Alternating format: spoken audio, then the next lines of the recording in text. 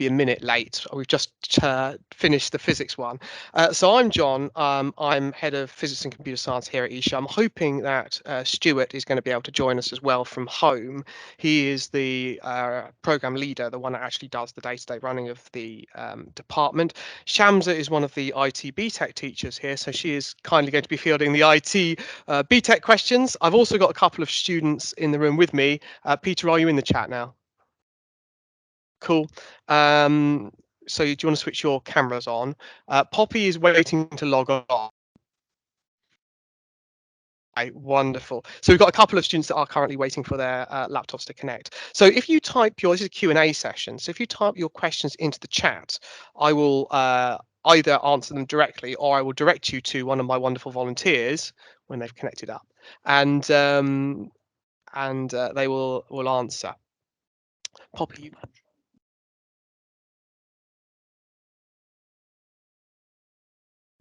Brilliant. So yes, please type your questions into the chat, and I will do my best to answer them.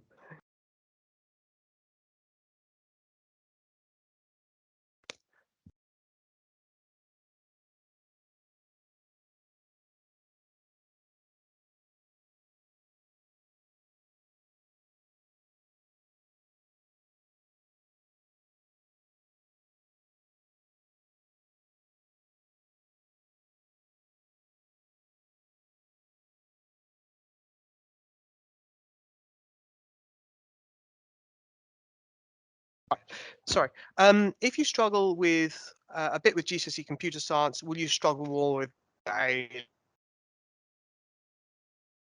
Did you want to answer that one?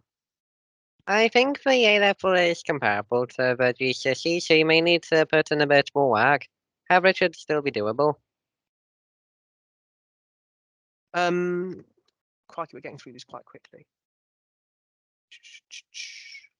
Oh, I've jumped ahead. Right. How big are the class sizes generally? Maximum class size is 22 because that's how many computers we've got in a lab. The exact numbers do vary.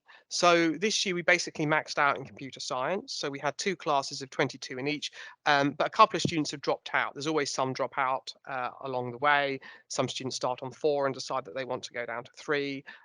Some students decide that computer science isn't for them and they drop out and move on to something else. And some students decide to pick up computer science. But that's what we've got at the moment. Next year, we're on the cusp of trying to open a 3rd class. That may happen next year.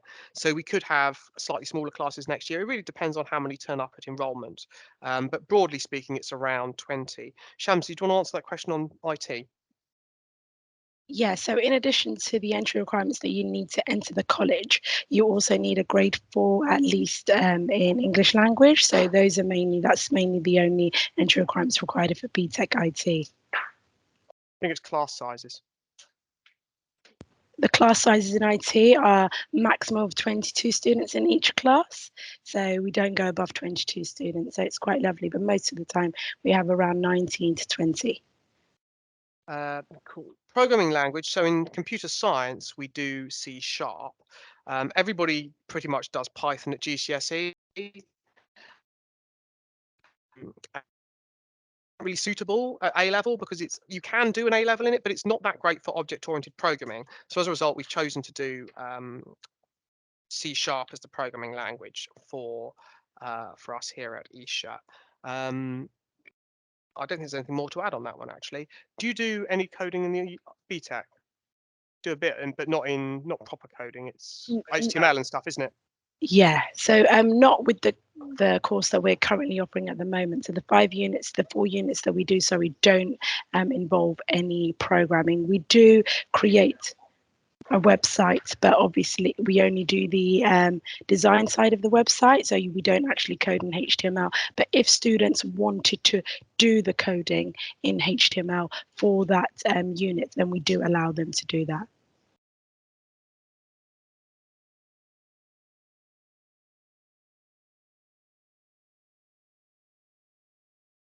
If you struggle with GCSE, we've done the struggling. If you have no programming experience, is computer science A levels too much to consider? Absolutely not. Poppy, you don't do. Did you do computer science? Oh, you did do computer science GCSE. We have, in all honesty, probably about 2 or 3 students every year do it without having done GCSE. It's a little bit faster at the start. So basically by half term, you will have covered everything you will have done in GCSE computer science. So basic reading and writing to the console, that kind of thing. And then after that, it's all above GCSE anyway. So it's a little bit faster at the start, but we do provide clinics in computer science twice a week. So if you get stuck, you kind of drop in and get some help. And I've recorded all the videos. So when you're doing the programming stuff, if it's going a bit too fast, you can go and rewatch it. And that will fill you in. Right. I'm trying to get one or two last people in while also answering your questions. Shamsa, would you be able to add Poppy and Finley to the chat? Finley, what's your surname? Hudson, thank you. Right. What are the entry requirements needed for computer science? So it's a 6 in maths and a 4 in, I think that's right. It's a long time since I checked them. A 6 in maths, I think, and a 4 in computer science if studied. But I will just go and check that. The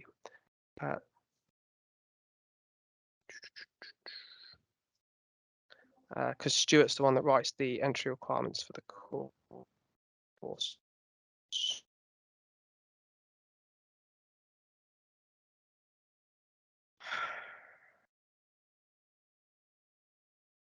Cheers.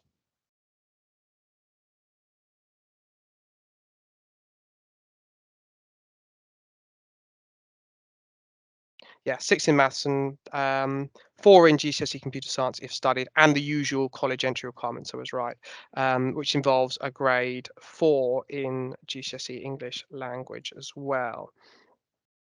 What type of courses do you provide for the specific field like cybersecurity? So whenever you go to a college, what you'll find is that different members of staff have different areas of expertise. So Stuart's area of expertise is in fact in fact, I've got one of the robots here.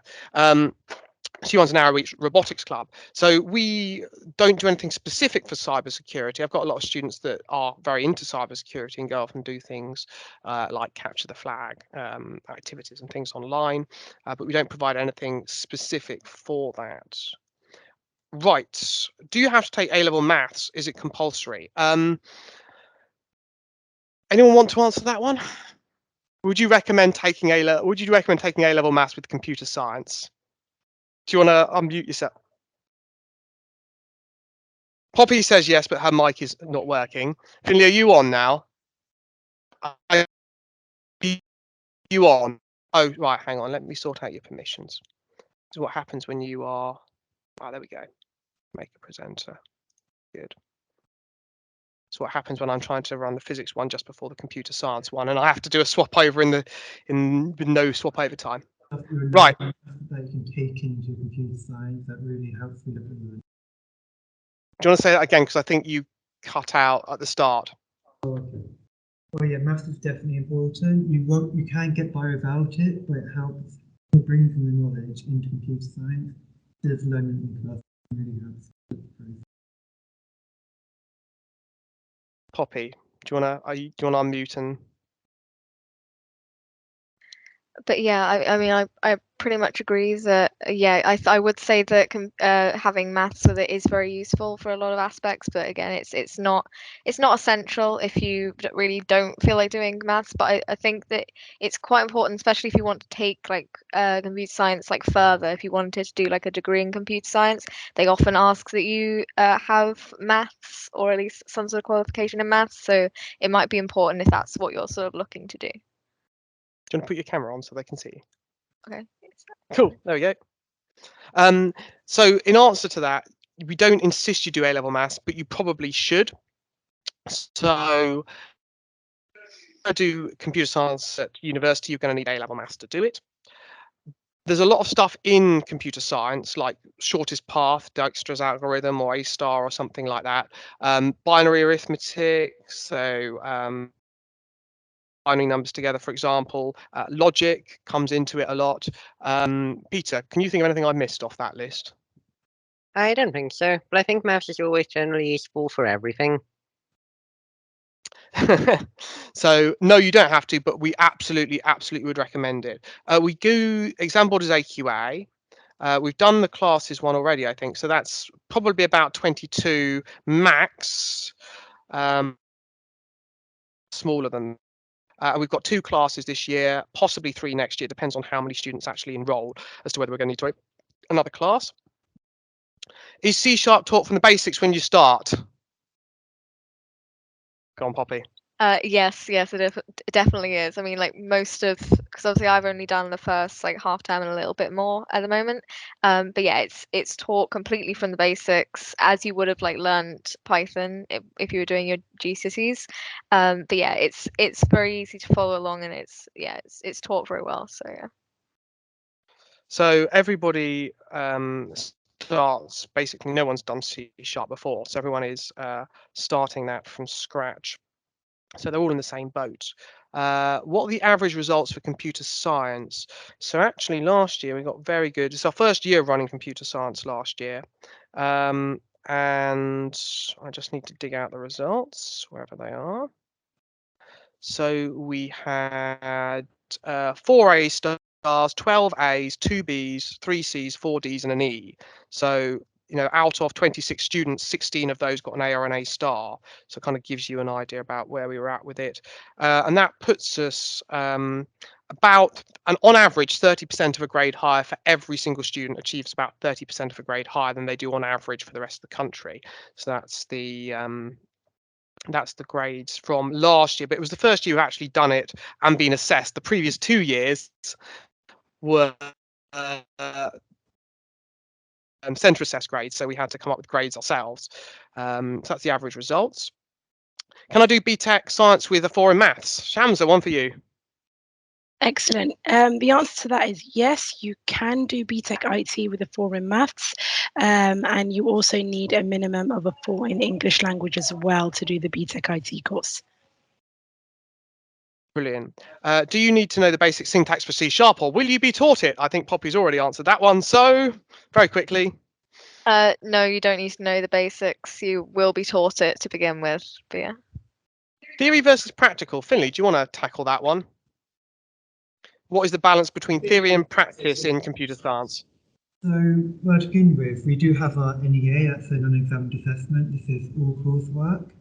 And on average, it can be up to 20% of your final grade. So it's usually between 20 and 20% of your final grade in computer science is coursework.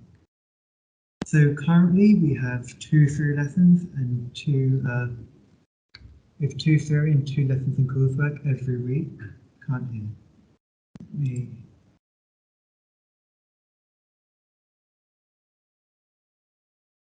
No, you've muted it. Peter, well, he's sorting that out. Do you want to comment on that? So we have have an NEA, which is almost entirely practical. and Depending on how complicated you want your NEA to be, you could spend you spend a very long amount of time doing practical stuff. And the NEA can be pretty much whatever program you want to create. I'm creating a flight simulator because I like aeroplanes, and I'm having a lot of fun with that. We also do a lot of theory in the lessons, and I believe it's 2 lessons a week we spend on our NEA, and the other 2 or 3 we spend on the practicals. So yeah, I would echo that. So we do 2 hours a week of programming, 2 hours a week of theory, pretty much all the way through the first year, and then in the second year it's the same. It's 2 hours a week on the project, the computer science coursework project, up until maybe just after Christmas, and then after that, on the run up to the final exam, once the coursework is in, it really is just let's get the theory sorted, let's practice, let's revise, ready for the exams. All right. Please, can you explain what you actually do in BTEC IT and what I can use it for in the future? There's one for you, Shamsa. Excellent. So it's a 2-year course. In the first year, the first unit that we do is all about databases, and we learn about how to develop a database, and then you sit a controlled assessment whereby you sit a practical exam. And then once you've completed that, the second unit that you do in your first year is a social media unit where you're given a business organization, and then you have to use basically help them use social media to better promote their organisation and their business. So that's the first year. And then the second year, we move on to learning about ICT in general, so how we use it in society, information technology concepts, how businesses use IT and how we use it in our day-to-day lives. And you sit an exam for that in January. And then after the Christmas holidays, once you've sat the exam, you then move on to the final unit, which is a web development unit, and you develop a website. So that's what we do over the 2-year course.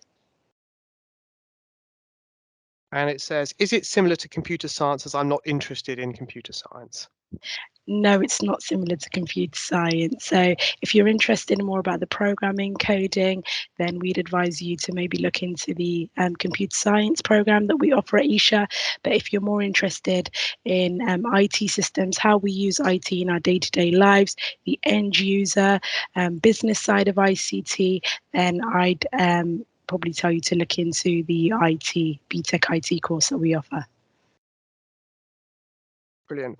What is preferred A level, physics or maths? I mean, if you want to do computer science at university, you need to have A level maths alongside. You could do both maths and physics. So a lot of students do maths, physics, and computer science, such as Peter over there. But you don't have to do either. If you want to do computer science, philosophy, and text, I don't know, fashion or something like that, you could do that if you wanted to. There's no course science. Required GCSEs in order to do later levels of computer science. I think I tackled that one earlier. It's on the website, and it's a 6 in GCSE maths, a 4 in GCSE English literature, which is in line with the college's entry requirements. And if you sat GCSE computer science, you have to get a 4 in it. No ETQ courses in any specific fields for computer. I'm not sure what an ETQ course is. You might need to elaborate on that one.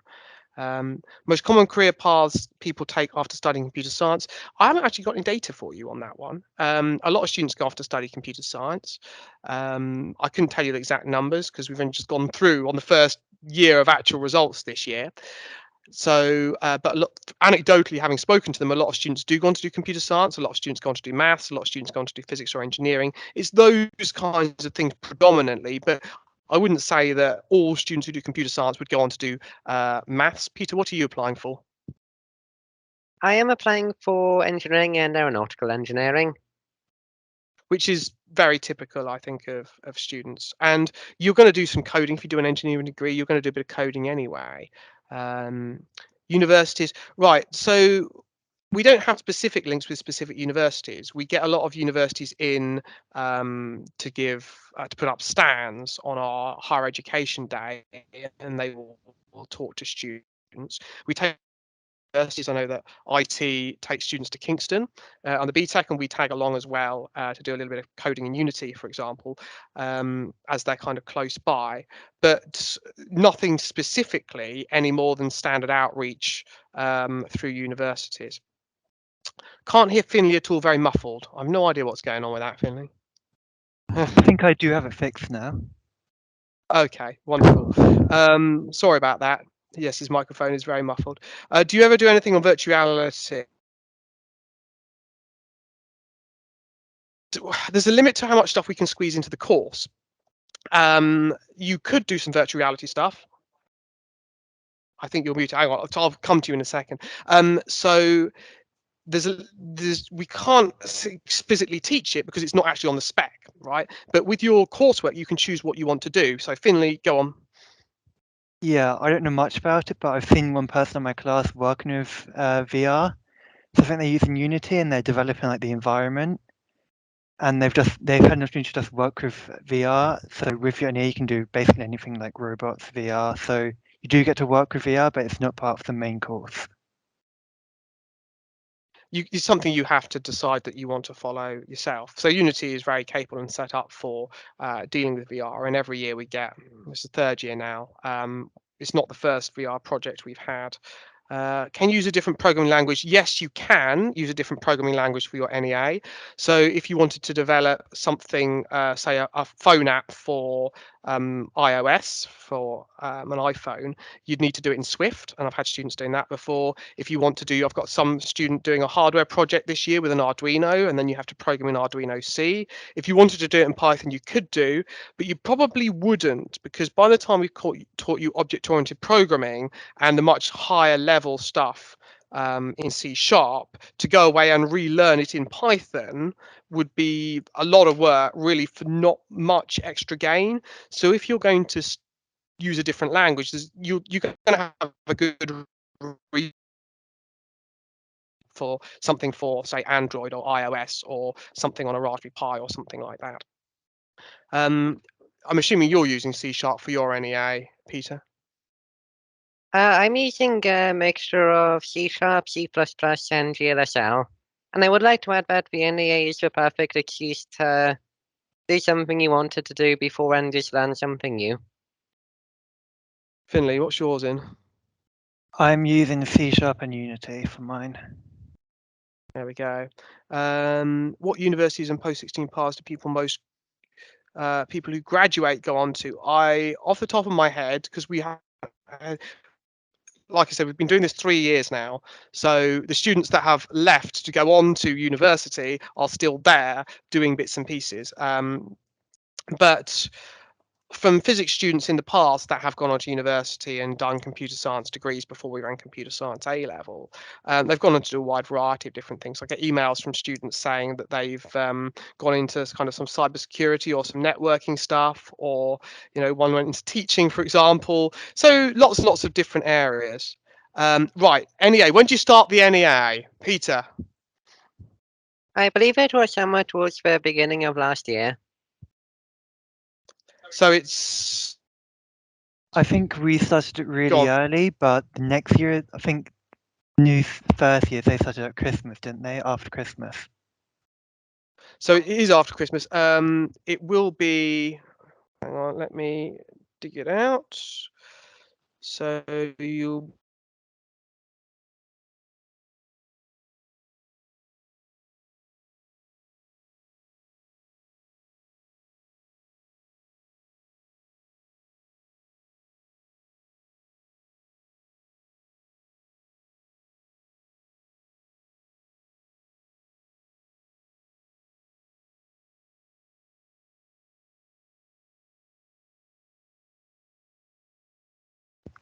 So they started after half term in February. I will go on to answering the question about the difference between BTEC and A-level computer science. So BTEC IT, we look into developing your expertise in information technology, how IT systems are used in society, how businesses use them, how we can basically tailor IT systems to better suit our needs and our requirements, how people use technology and IT systems, how it's used in different sectors in our day-to-day lives. Okay, all right. I seem to have come back in. I got disconnected there for a minute. What A level should I take if you want to do computer science at university? Maths. Yes, so I don't know whether you picked up from Shams that we start the NEA after half term, February half term in the first year. That gives you enough time to. The problem is you can't start it too early, because if you start it too early, you haven't got the skills that you need in order to do the coding. But we don't want to start it too late so that you have enough time to actually complete the NEA and finish it off in plenty of time for. So the final deadline, you basically got a year. So the final deadline is kind of Christmas of the second year, and then you've got half term until February half term just to do any tweaks, bug fixes, etc. But there's no more lesson time at that point for doing it. Please give some examples of AI and machine learning content covered, tools, method, languages used. So it's not, again, AI is not on the spec. So you won't be taught it explicitly, but students do computer science coursework based on AI and machine learning. I had one analysing poker games last year, who decided that he was going to take a whole load of poker hands and plays and run it through a machine learning algorithm to try and learn to play poker. And I had another one doing something similar for stocks and shares. So it's something that you'd need to choose to do for your computer science coursework. Right, if you started with 4 A levels, including computer science, but found 4 too much, could you take an AS level? No, we currently don't do an AS level in computer science at the end of the first year. The reason for that is that students that want to pick up something like that at AS usually pick up an AS in further maths. It may be something that we want to do in future years, but the way that the specification is set out is something like physics and maths is co-teachable. So the first year of an A level in physics is exactly the same as the AS in physics. For computer science, we couldn't just pop you into a first year class because for AS you don't do coursework. And we have to start the coursework in the first year. So we can't co-teach it. So we'd have to put on a special class for it. Given the number of students, the kind of students who are going to want to do that would probably end up doing an AS in further maths. So the numbers are likely to be quite low, but it might be something we consider in the future. If you started for, right. Can you do both computer science and IT at the same time, Shamsa? The answer to that is yes, of course you can. You definitely can do both at the same time. And we do have a number of students who do both the computer science course and the BTEC IT course at the same time. Yes, Clifford's pointed out that you can actually use Xamarin, and a number of students do use Xamarin, but you don't have to, and some students choose. You're right. You can do put things in like nano frameworks onto the Arduino boards as well. Are there any guidelines for what to do as part of the coursework? There are loads, and I mean, you can imagine the coursework is an extraordinarily complicated undertaking. I think you'd both agree, wouldn't you? Some nodding going on. Yeah, definitely. Do you want to talk about the guidance you got on choosing it? Choosing it. It's been a Or the while. kind of stuff on the portal, the example projects. Yeah, we have list of past we do project have lots titles and of stuff. resources in the portal. We're given a checklist of all the different criteria we need to meet. So it includes stuff like what algorithms we need, if we're doing a database, what charts we should use to display it. There's lots of guidance. So once you know your project, you talk to it about the teacher. They'll help you make a decision, and then you can look on the school website and find lots of resources to give you further guidance after that. But it's definitely collaborative with the teacher. We've had lots of deadlines. We'll hand the work in.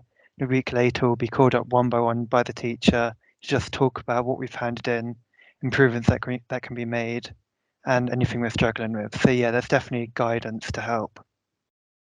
It's really hard to. We've got to go. We should have finished 4 minutes ago, apparently. But very briefly on the NEA, we've got a list of past project titles and example projects all over the place. You have to make sure your project is of A-level standard. You can't just code something up that's if else. That's kind of GCSE students could do that. So it has to be of the required standard, and we'll advise you on that. And you'll come up with a couple of different proposals. You say, look, I'm interested in something like this and something like this. We'll take a look at it. We'll say, look, that's not going to be of A-level standard, or it is, but only just. It's not going to get you into the top marks. Or we might say, look, that's going to be way too hard. You're trying to bite off, facial recognition or something. Google is struggling. Well, not struggling with facial recognition, but it's a really, really hard thing, right? You're not going to program a self-driving car.